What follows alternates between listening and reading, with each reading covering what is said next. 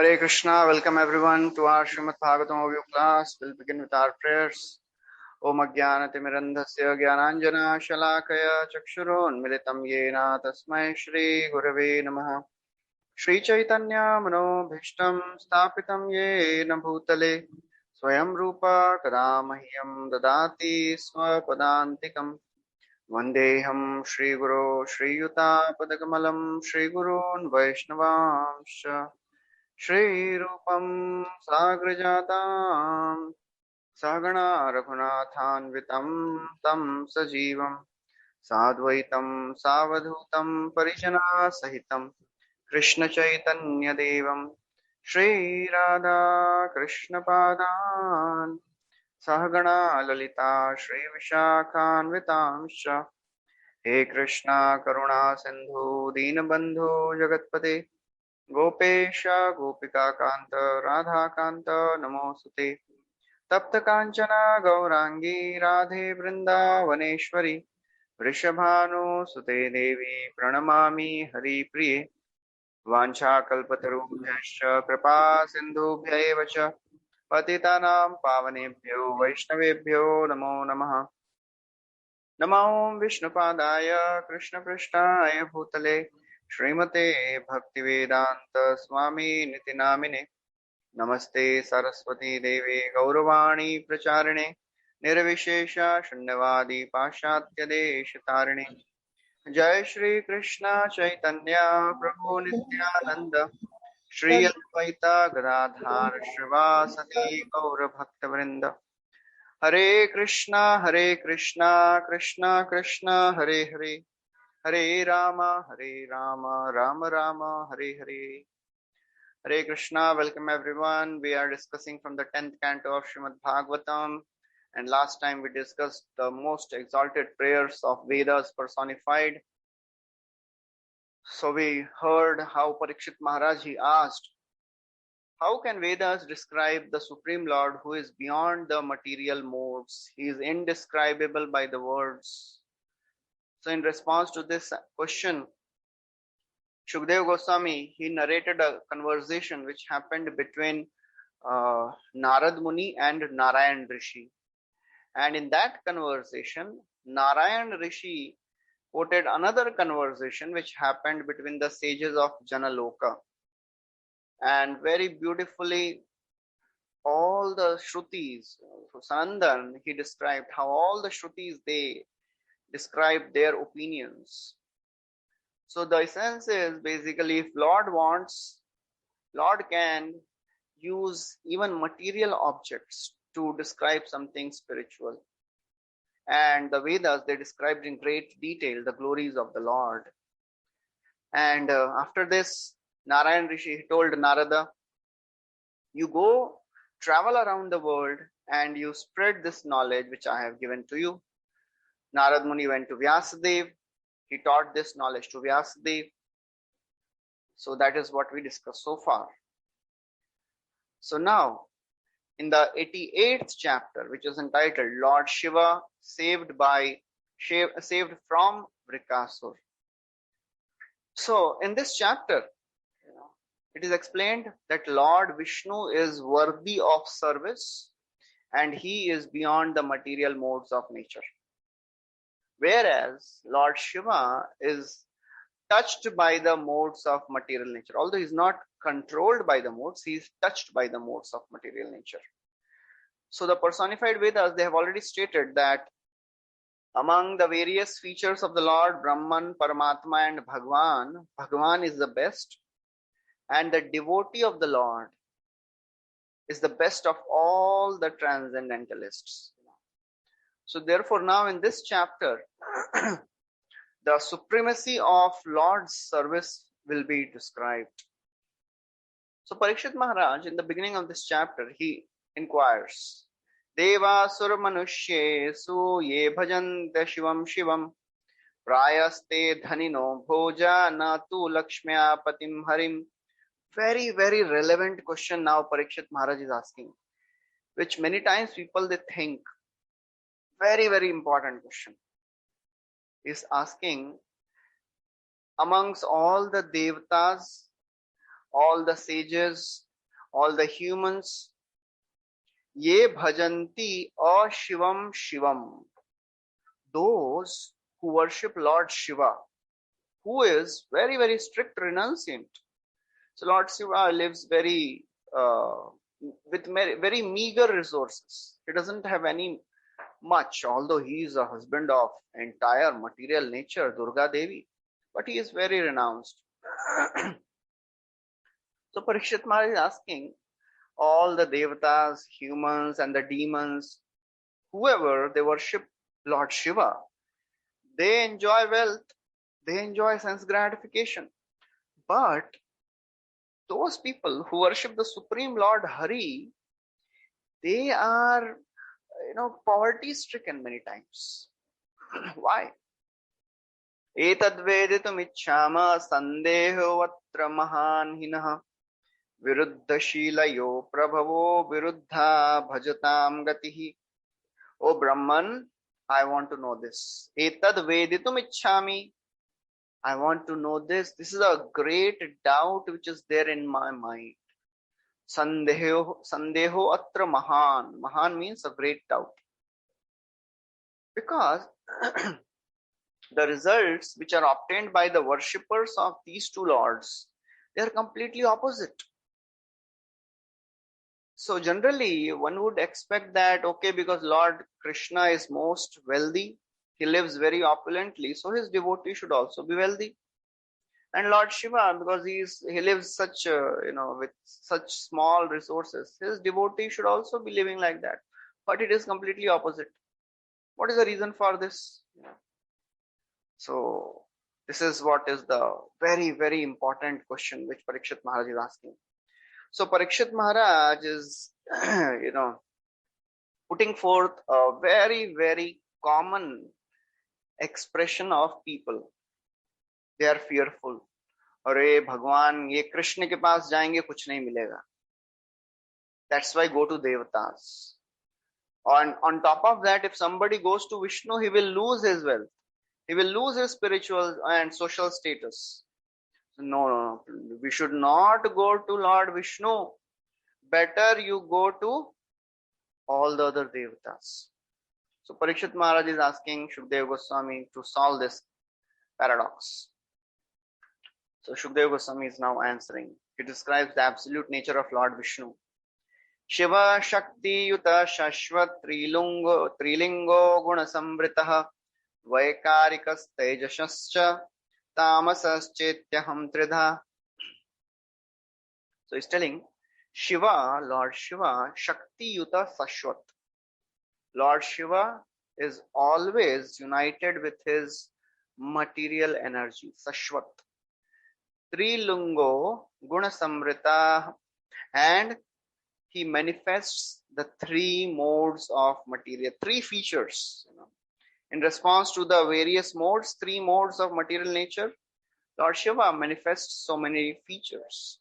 Vaikarika, Tejashascha, Tamasascha. So according to that, he embodies the threefold principles of material ego and gets transformed according to the mode of goodness, passion and ignorance. So Chakravarti Thakur writes that Lord Shiva, although he is associated with material modes, Shakti Yuta, he is surrounded by the modes and he accepts these modes because these modes, they are continuously pleading with them, please accept us, please accept us. So Lord Shiva is most merciful, he accepts the modes also, but he is not touched by the modes. He is not affected by the modes like ordinary jivas, like all of us. So Kaviraj Goswami describes in Chaitanya Charitamrita the features of Lord Shiva. So ordinary living entities, they have 50 qualities, which even Brahma has to the fullest. We may not have to the fullest, but we have those 50 qualities. But Lord Shiva has 5 qualities which Brahma also does not have. Sada Sarupa Samprapta Sarvagya Nityanutanaha Satchidananda Sandranga Sarvasiddhi Nishevataha Sada Swarupa Samprapta, he is always situated in his position. Sarvagya, he is omniscient. Nitya Nutanaha, he is always youthful. Satchidananda Sandraanga, he is a condensed form of Sat, Chit and Ananda. Sarva Siddhini Shevataha, and he is full of all the mystic powers. So Lord Shiva, although he comes in touch with the material nature, although he interacts with the material nature, he is not affected by the modes of material nature. He is beyond them. And therefore, Shukadeva Goswami tells, so the false ego gets transformed into 16 elements, as we have heard in the second canto and the third canto about the process of creation. How false ego in the mode of goodness gets transformed into the mind and the sense devatas. False ego in the mode of passion gets transformed into intelligence and prana. And false ego in the mode of ignorance gets transformed into the senses and the sense objects and the material elements. So senses, they come from the false ego in the mode of passion, and in the mode of ignorance, the elements and the tanmatras. So therefore, Shukadeva Goswami describes that Lord Shiva is actually the proprietor of all these 16 elements. And anybody who worships any of these forms of Lord Shiva in any of the elements, they get some mystic powers. Just like if somebody worships the form of Lord as fire in the form of Jyotirling. So Jyotirling is very, very common word. There are 12 Jyotirlingas. So what is that Jyotirlinga? Jyotirlinga means how Lord Shiva is manifesting the opulence of fire. There is something called Akash Linga also. How Lord Shiva is manifesting the opulence of ether. So anybody who worships any of these elements, he gets the power. Because Lord Shiva is the proprietor of all these elements in the material nature. But Lord Hari, he is transcendental. Hari nirguna sakshat purusha prakrite para sasarvadrik upadrashta tam bhajan nirguno bhavet. Hari nirguna. Lord Hari never gets entangled with the modes of material nature. He is nirgun. He is beyond the material modes. He is a supreme transcendental Lord. Prakrite paraha. Sasarvadrik upadrashta. He is the observer. He is the eternal witness. And tam bhajan nirguno bhavet. Anybody who serves the Lord, anybody who performs devotional service unto the Lord, he also gets liberated, transcends the three modes of material nature. So that is what Bhagavad Gita also Krishna is telling. So by practicing rendering devotional service, one can go beyond the modes of material nature. So therefore, Lord Vishnu, he is always situated in transcendental nature. So why he will give anything material to his devotees? Because he is always situated in transcendence. So why his worship will give anything material? The real result of practicing practicing devotional service is to get knowledge. That is the ultimate goal of practicing devotional service, to get the transcendental knowledge of the Lord. Janma karma chame divyam evam yo vetti tattvataha tyaktva deham punar janma naiti.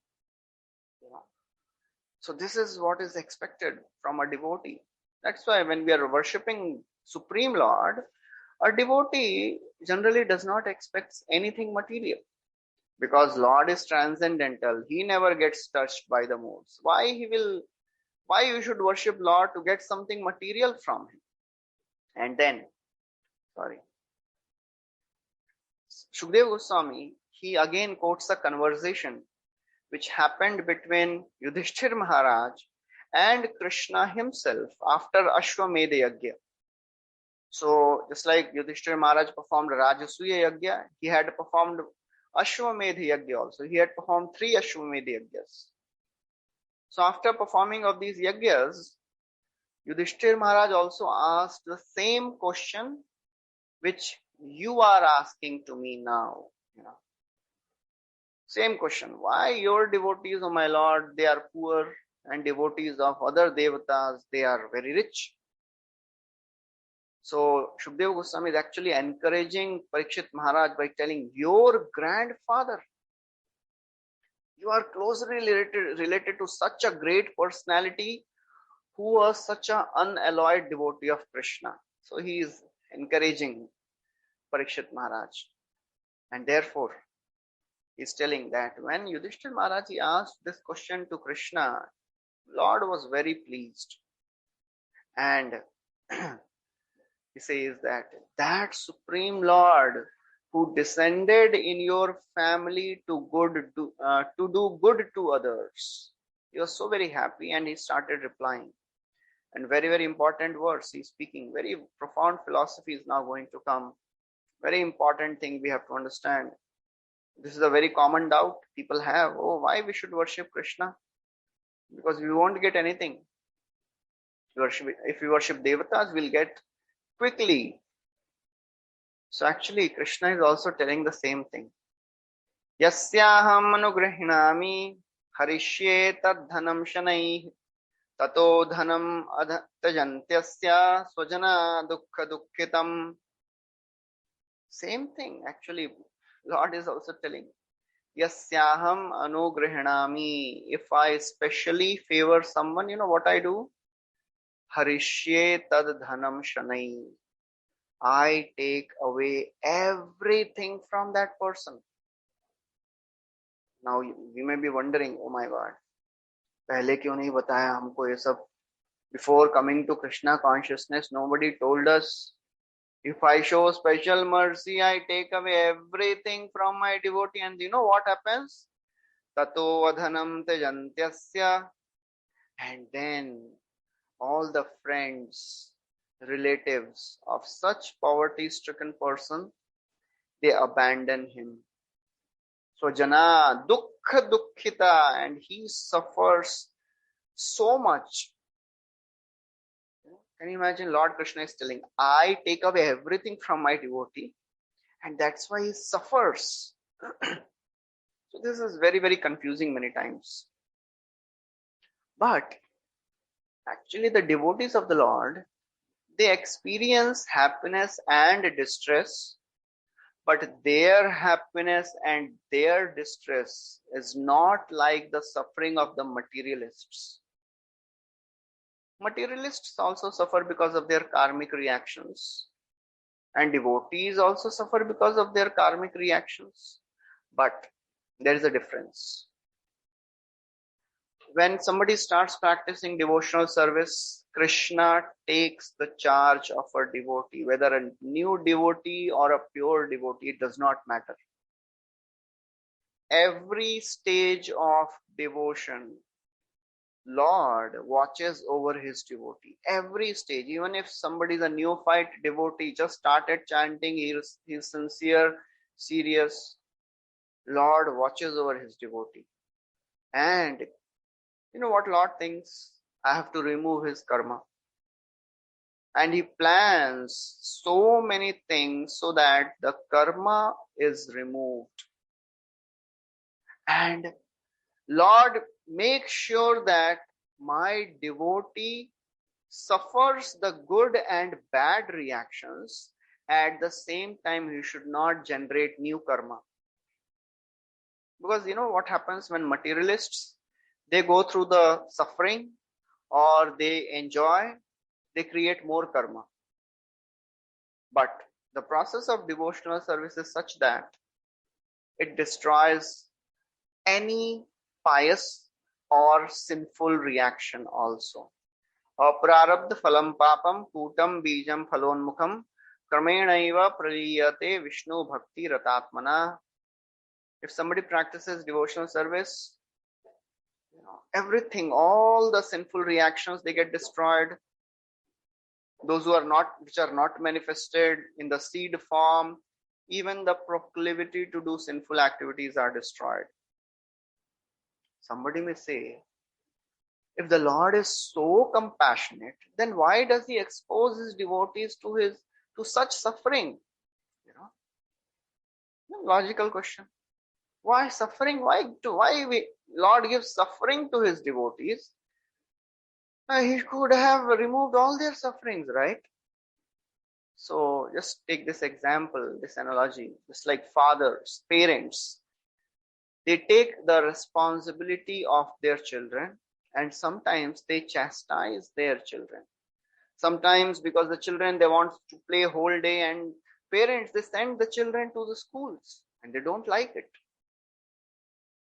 For children, it is suffering. But the parent knows that this is best for that child.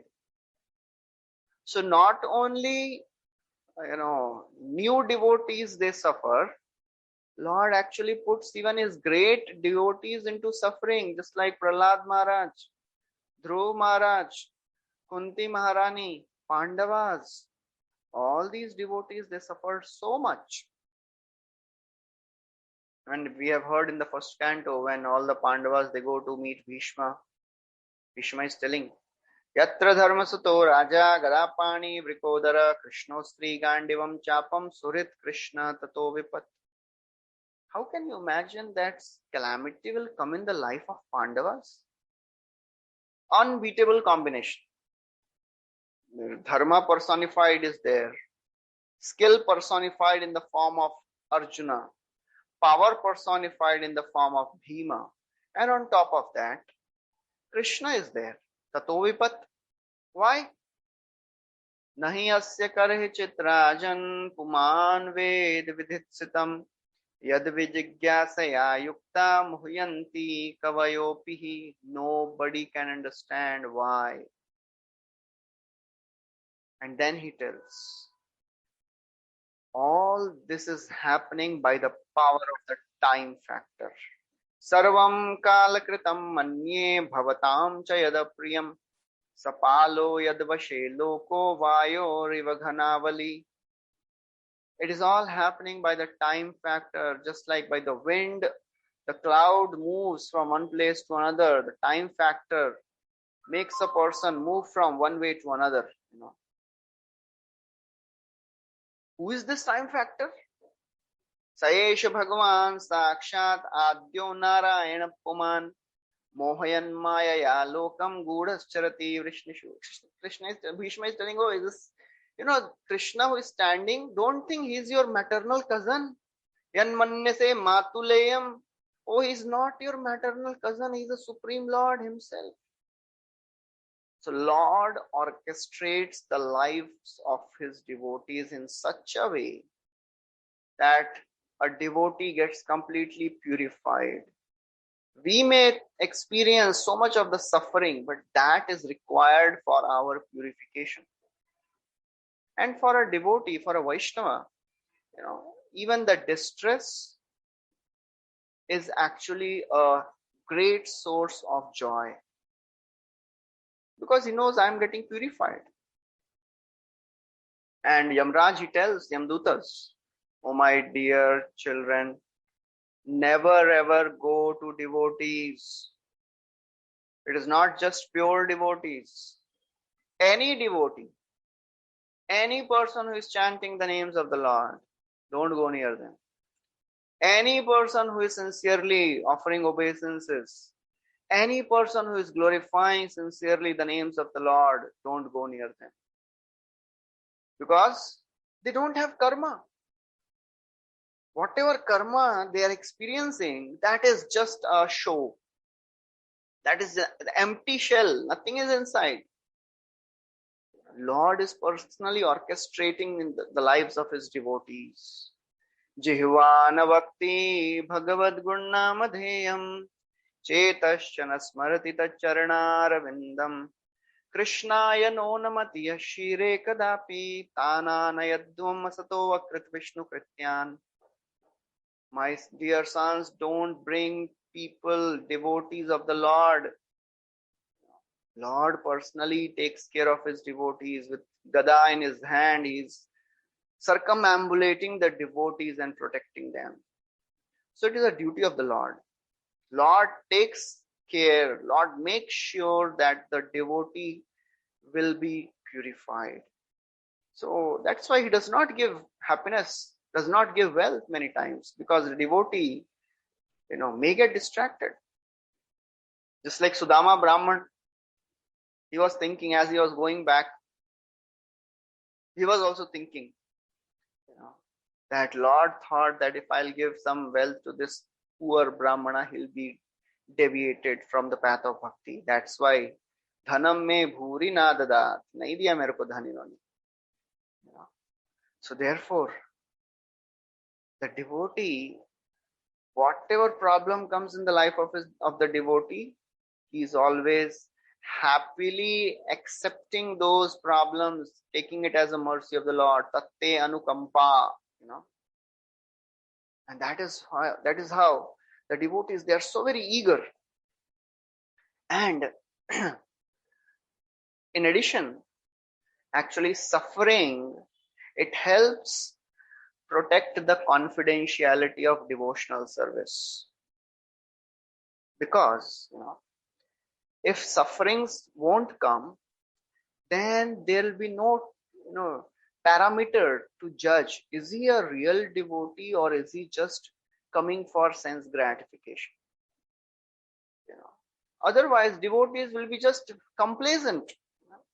If there is no problem in the life of a devotee, no suffering, then we'll be complacently happy. And Lord would not appear, because Lord appears only when the devotees are in trouble. Paritranaya sadhunam vinashaya dushkritam. Somebody may say, Are, is it a fault that Lord has to come only when there are problems? Lord can come anytime, right? This may, somebody may ask this. Why Lord has to come only to deliver devotees? He can come without that reason also. So the answer Chakravarti Thakur gives, that, oh person, oh brother, you are actually not familiar with the intricacies of devotional service. Just listen. There is a rasa. You don't know the rasa. When the sunrise becomes important, when there is darkness.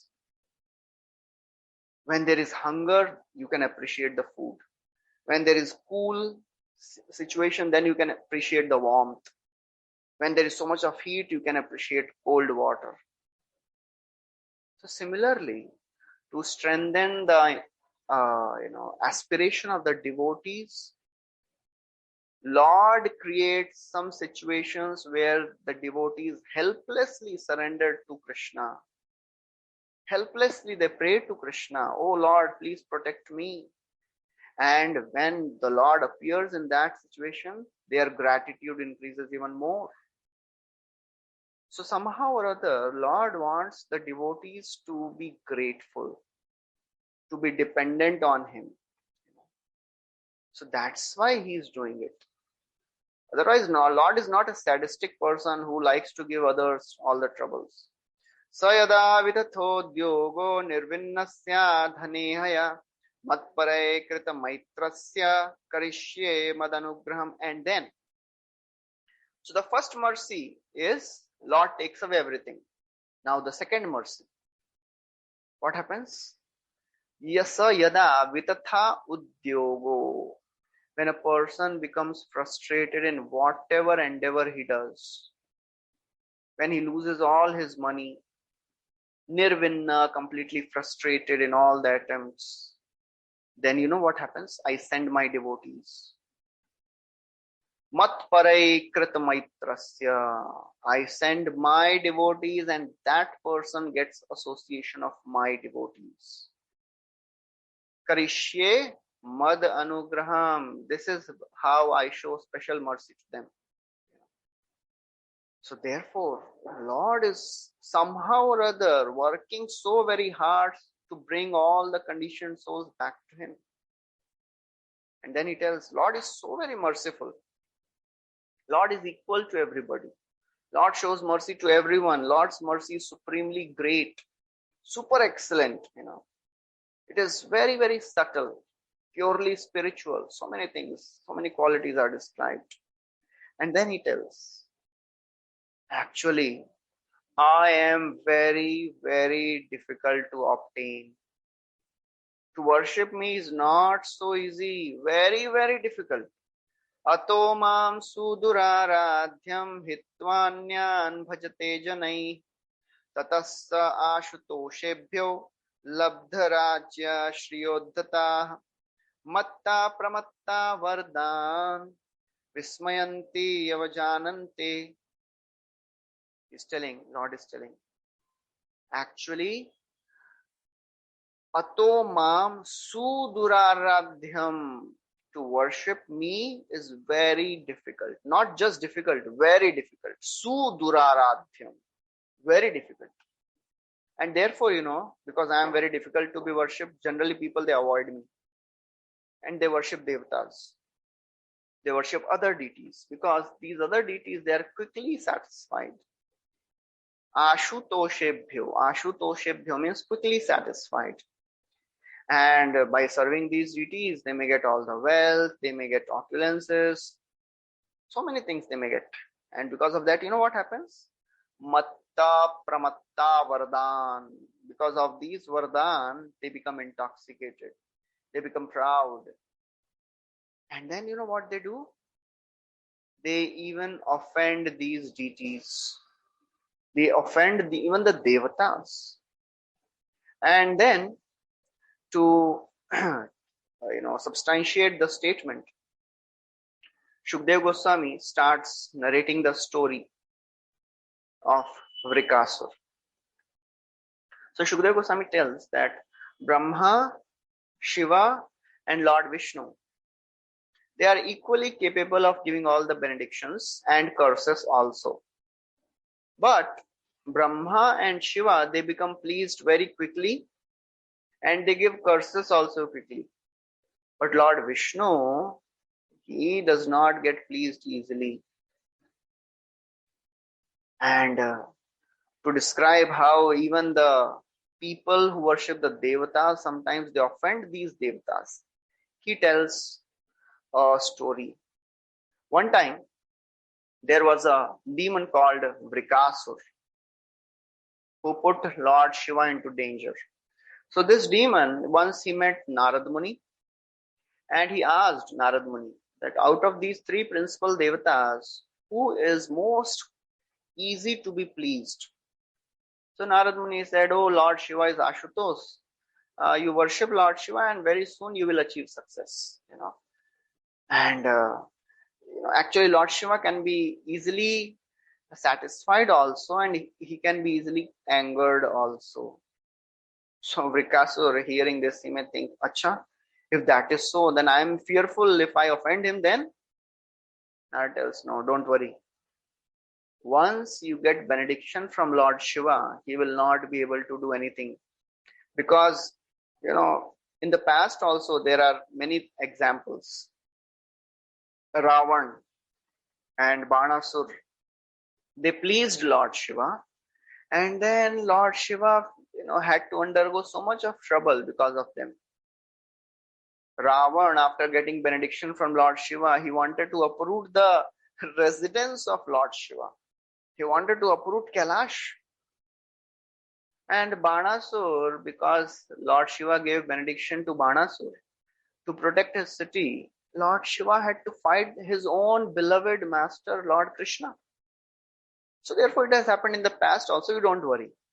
Once you get benediction from Lord Shiva, he will not be able to do anything. So getting such instructions from Narad Muni, Vrikasur, he started worshipping the Lord.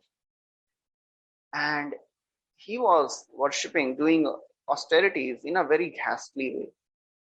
He started cutting off his own flesh and he started putting in the fire. That was the mouth of Lord Shiva. And in this way, 7 days passed by. But still Lord Shiva was not appearing. So frustrated, this Vrikasur, he took out his chopper and he was about to cut his own head and put in the sacrificial fire. Lord Shiva at that time he appeared from the fire looking very effulgent like the fire god personified. He caught hold of the hand of Vrikasur and he said, "Oh, Vrikasur, please stop, please ask me whatever you want. You have pleased me by your austerities. Actually, I'm very easy to be pleased. Even if somebody offers me little water and asks for my shelter, I give him. So why are you torturing your body without any reason? Ask whatever benediction you want." And just by the touch of Lord Shiva, the entire body of Vrikasur was restored.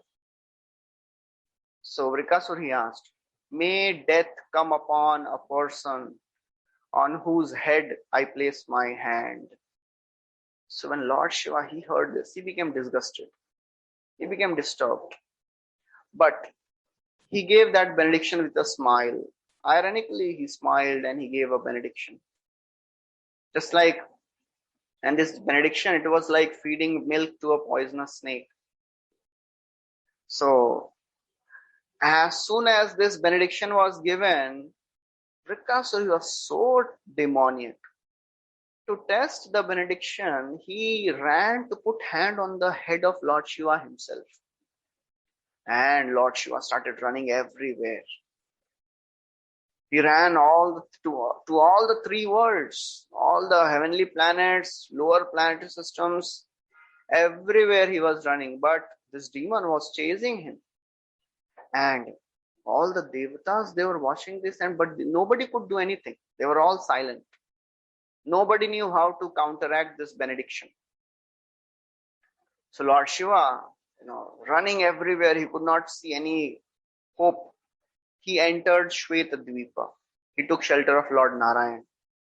So Shweta Dvipa is a heavenly abode. It is a spiritual planet, Vaikuntha Loka, in the material world, which is there in the Bhumandal.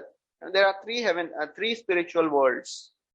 One is Dhruv Loka, other is above Brahma Loka, and third is above Loka mountains. Sorry, not Lokalok. Other is above this mountain which is surrounding the Bhumandal on the 7th island. So Lord Shiva, he approached Lord Narayan. And Lord Vishnu, he saw already this whole thing. He saw how Lord Shiva was approaching him. So as Lord Shiva came and he, without even telling anything, Lord Vishnu understood. He took a form of a brahmachari, holding a staff and a deer skin, wearing a deer skin. He appeared in front of Vrikasur.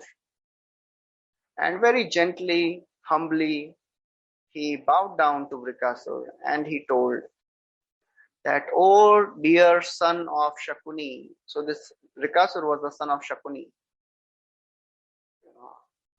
He says, "Oh, you are looking so very tired. Can you wait for some time? Just take rest for some time. Why have you come such a great distance?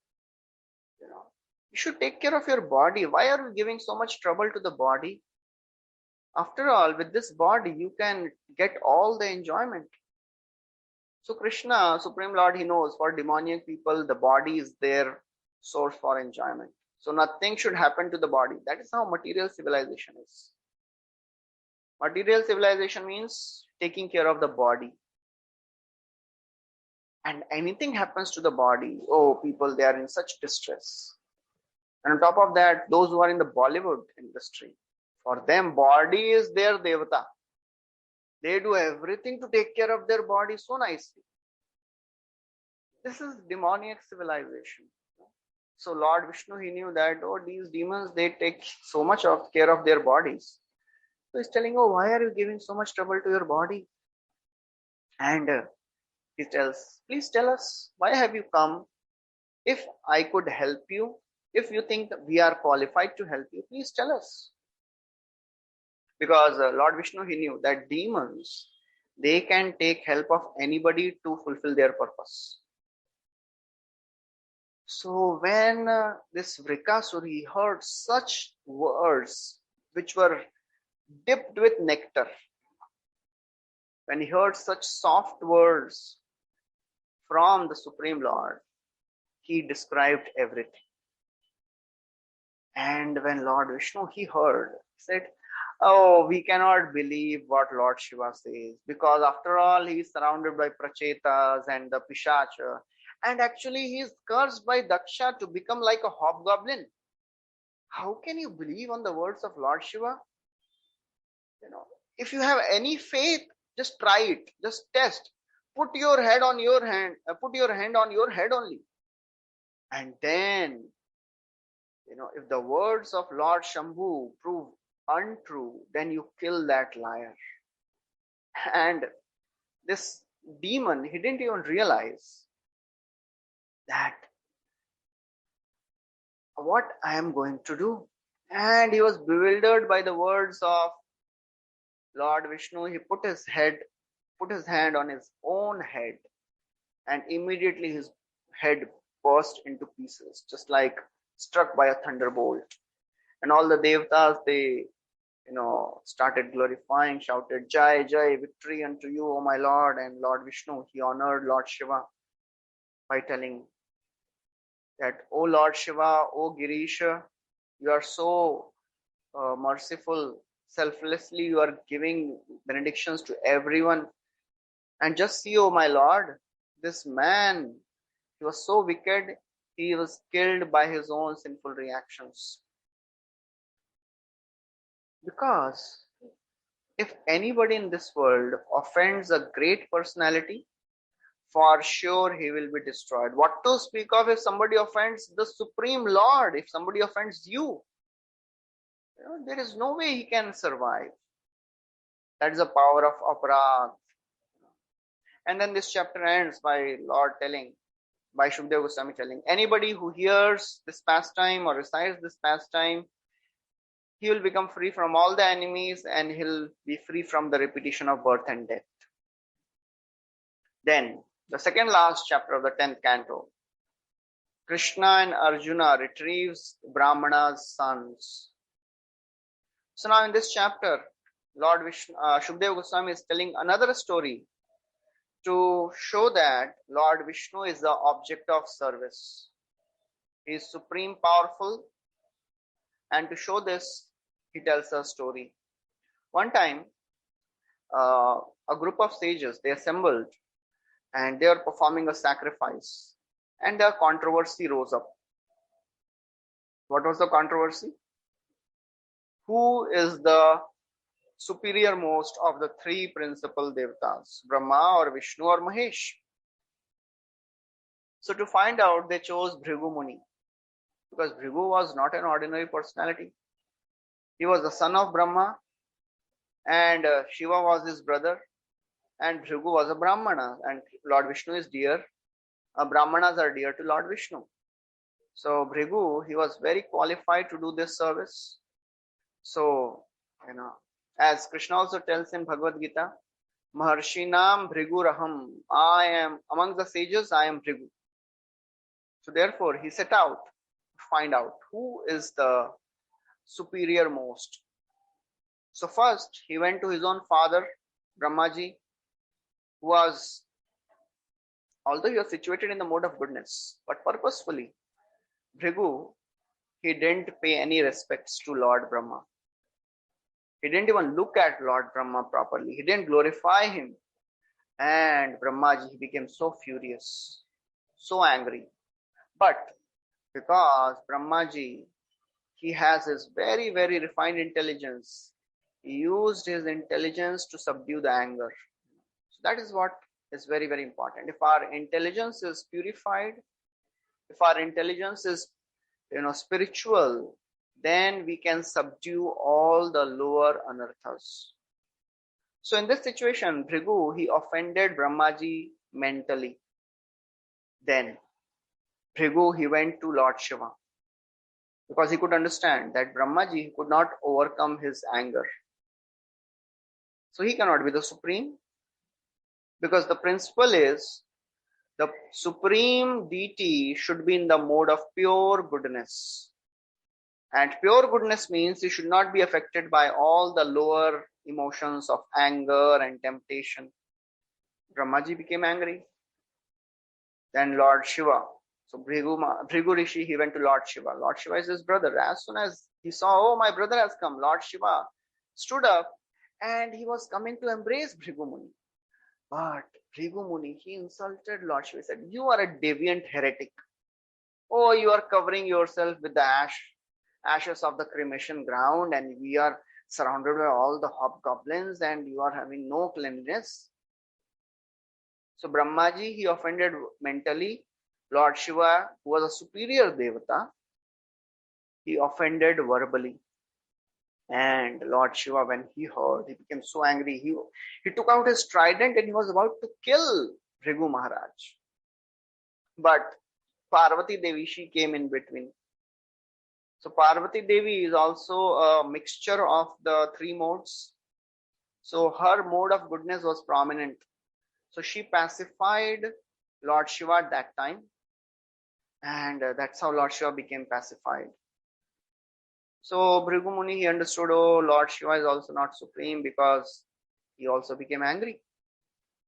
Then, now Bhrigu Rishi went to Shweta Dvipa.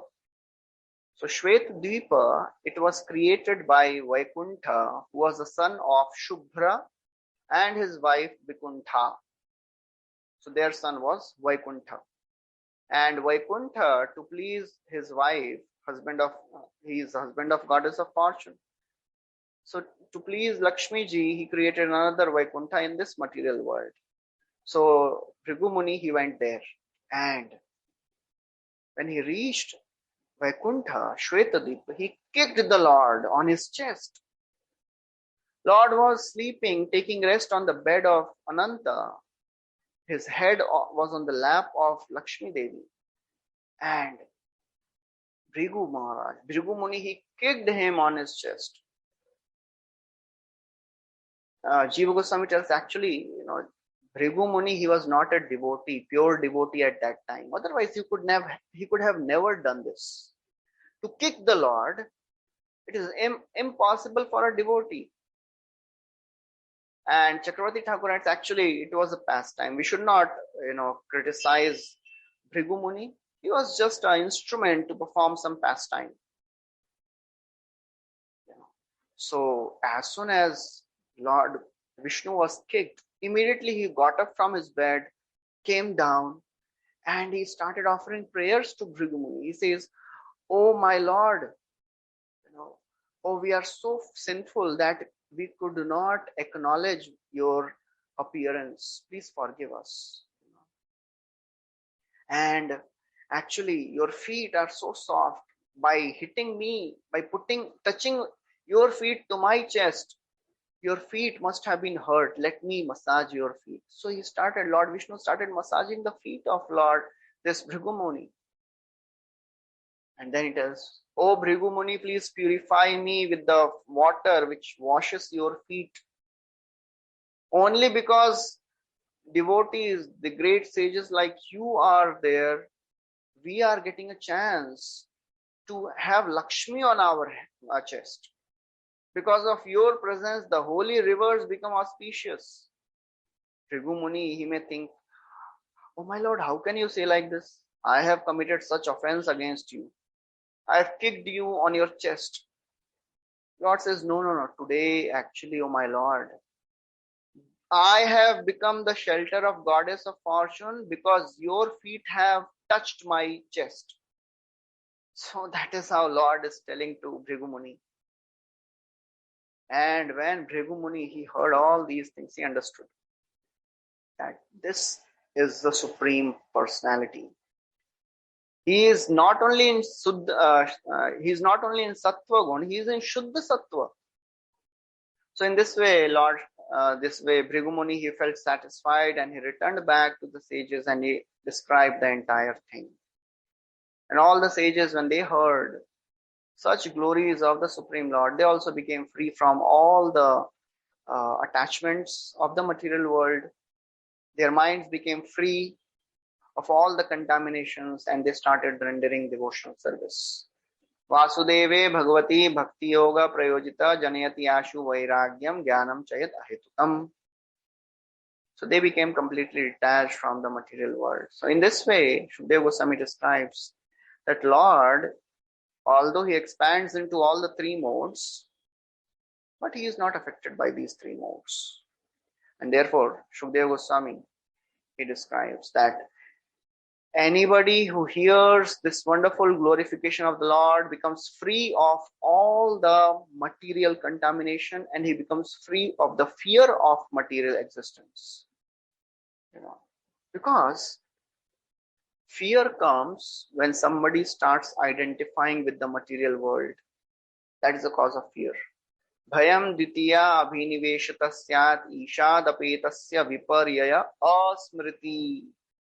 When we forget Krishna, we become fearful. So therefore, Shukadeva Goswami says, a devotee should continue to drink this nectar of Harikatha through his ears. And this narration, it is like a medicine. It is like a medicine for the conditioned soul, and it is like a nectar for the pure devotees. Nivritta tarshay rupagiyamana bhava aushadha shrotra manobhirama kaha uttama shloka gunanuvada puman virajyeta vina pashugnat. This is the first chapter, 4th verse of the 10th canto.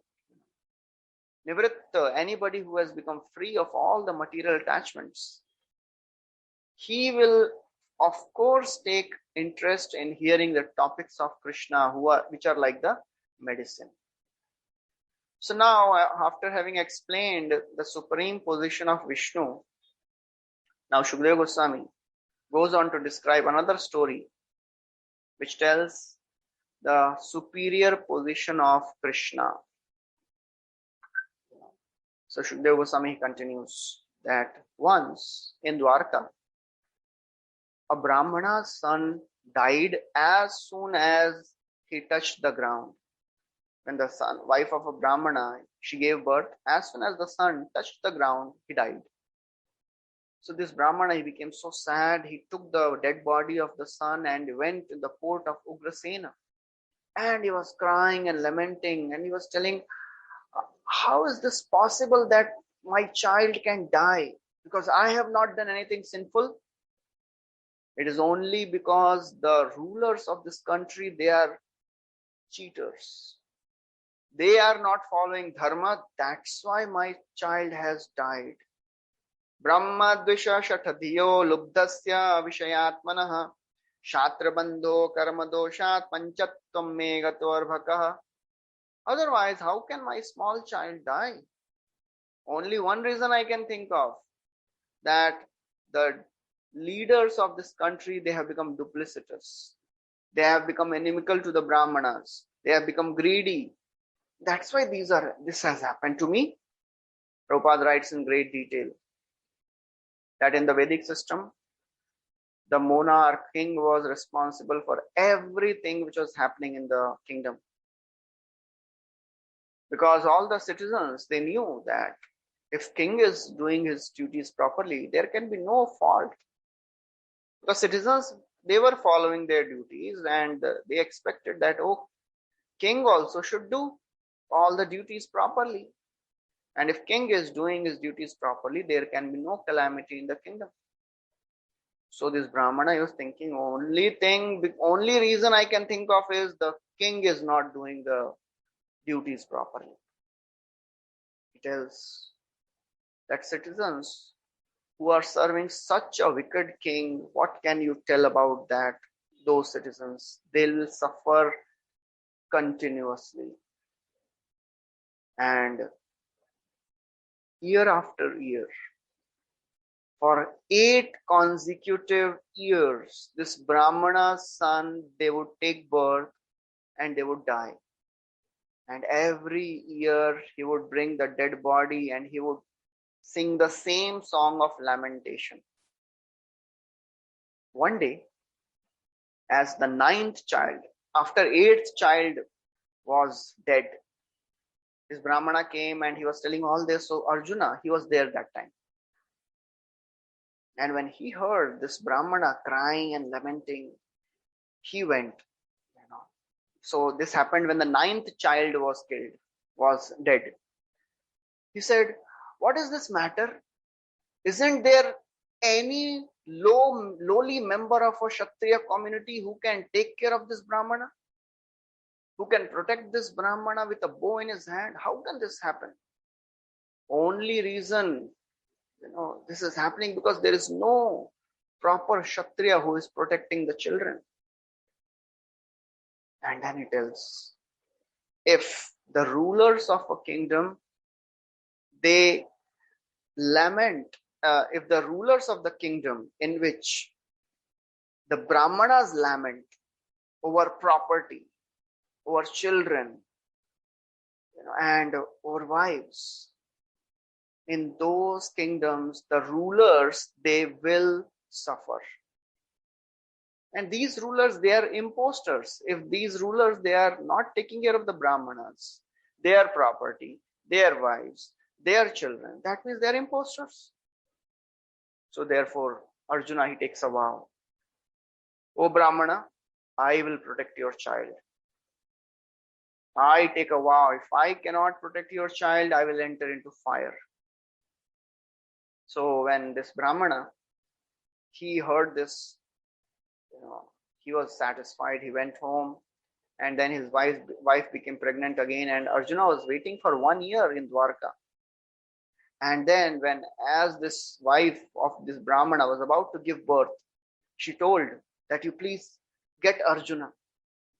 So Brahmana went and informed Arjuna, and Arjuna, he took his Gandiva and he came, and he, with his powerful mystic weapons, he prayed to Lord Shiva.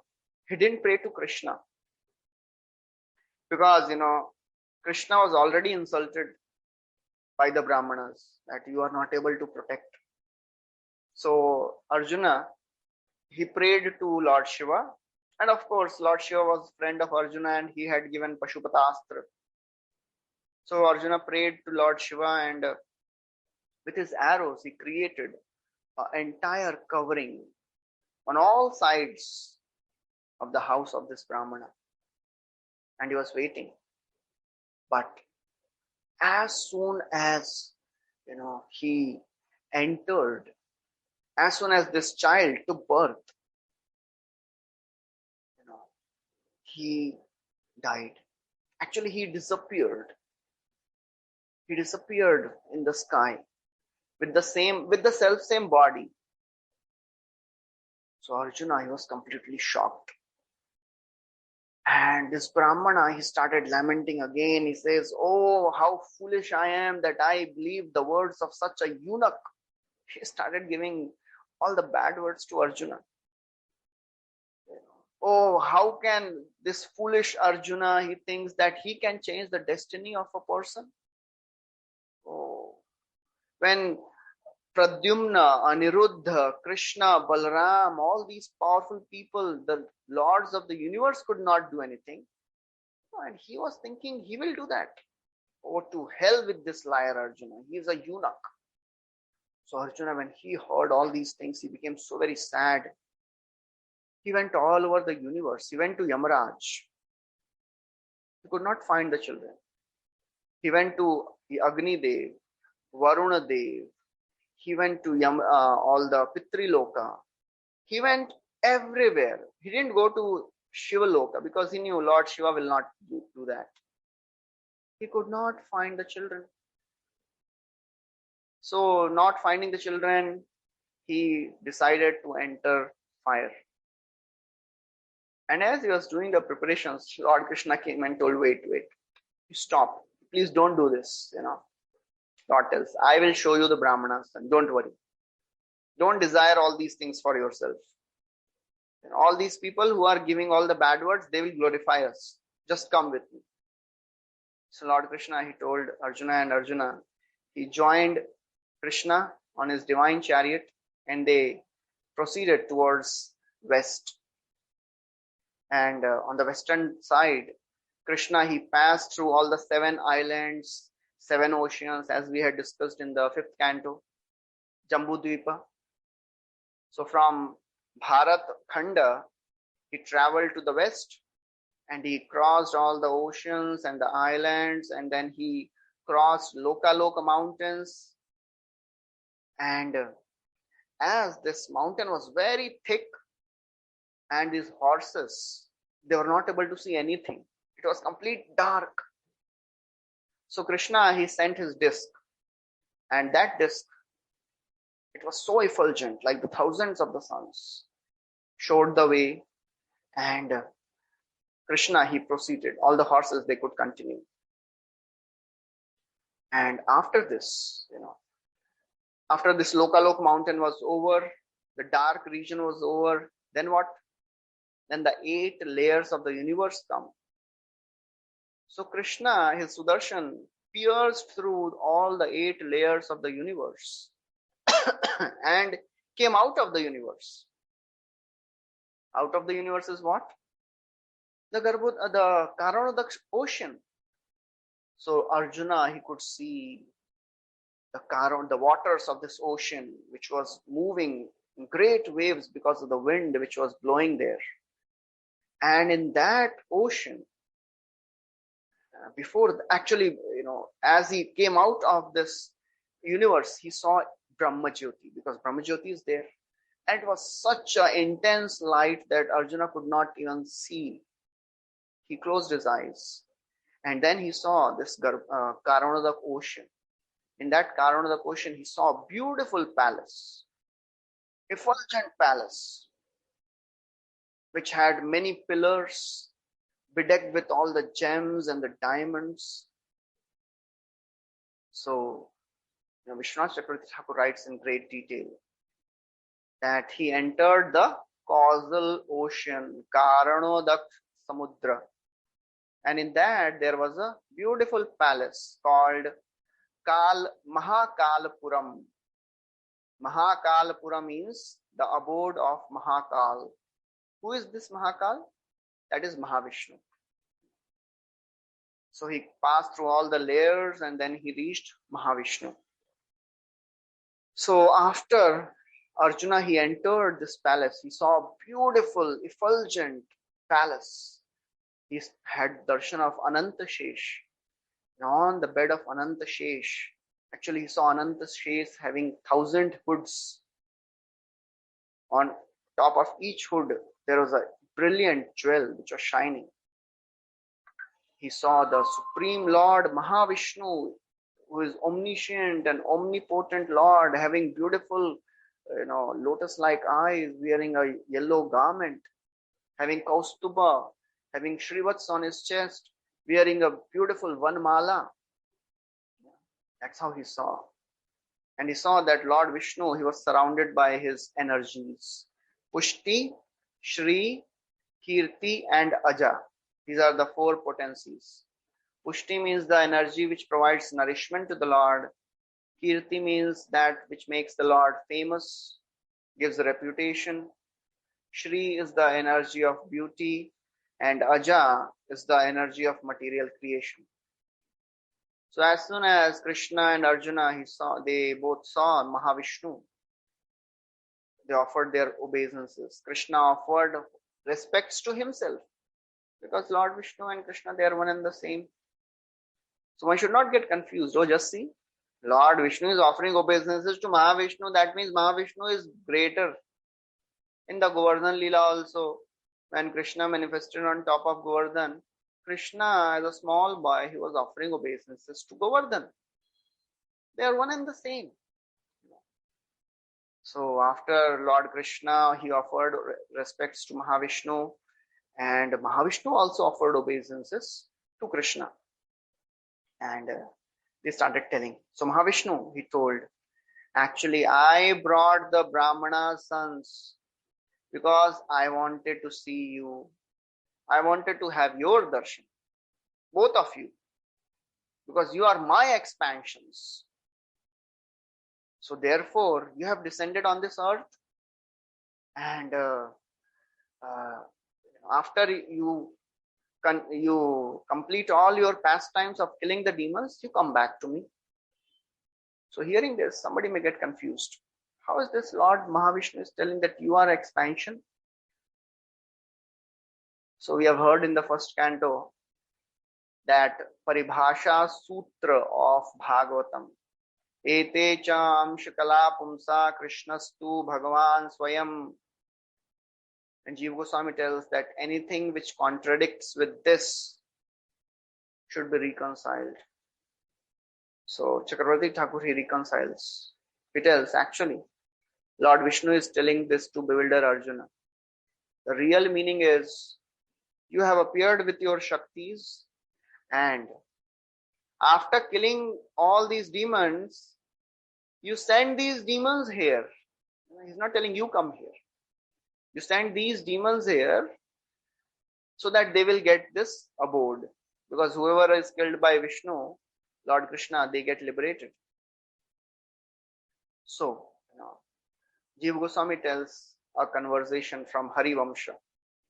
When Arjuna, he asks Krishna that, how is this that Lord Vishnu told that he stole all those children of Brahmana because he wanted to see you? Why he wanted that? Why he wanted to see you? So Jiva Goswami tells, actually, that is the attractive feature of Krishna. Yanmartya lilo paikam swayoga maya balam darshayatam grihita vismapanam swasya cha saubhagarde param padam bhushana bhushanangam. Krishna is so very attractive that he attracts even his own expansions like Mahavishnu. So therefore, Lord Vishnu is also attracted to have darshan of Supreme Lord Krishna. So he tells, now all your desires have been fulfilled. So please, you go down.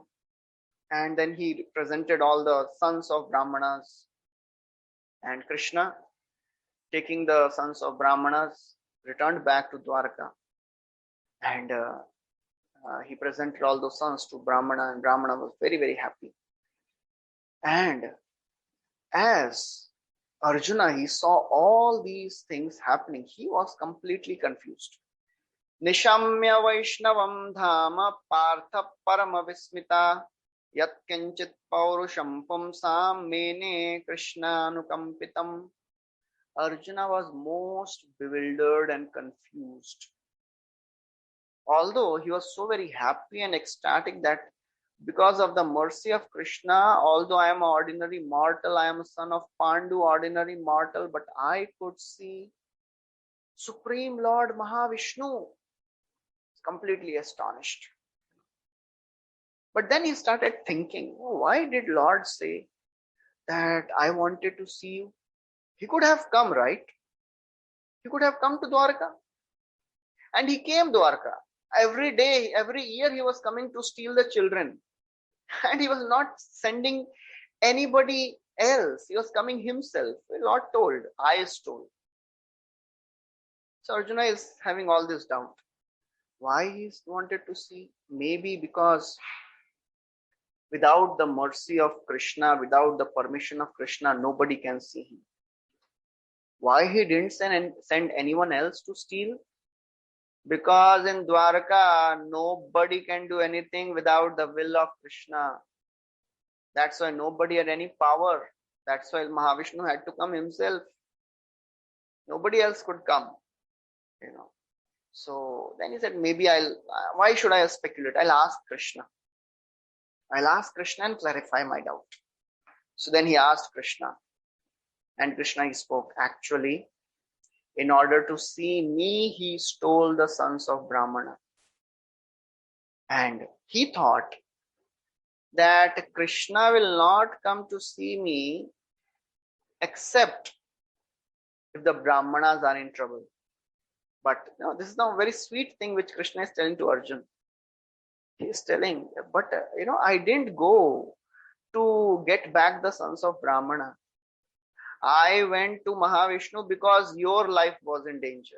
I went because of you. Otherwise, I would have gone when the first child was stolen, right? Why I had to wait for 9 children? That is the supreme mercy of Krishna.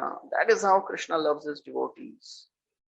That is the supreme attractive feature of the Supreme Lord Krishna.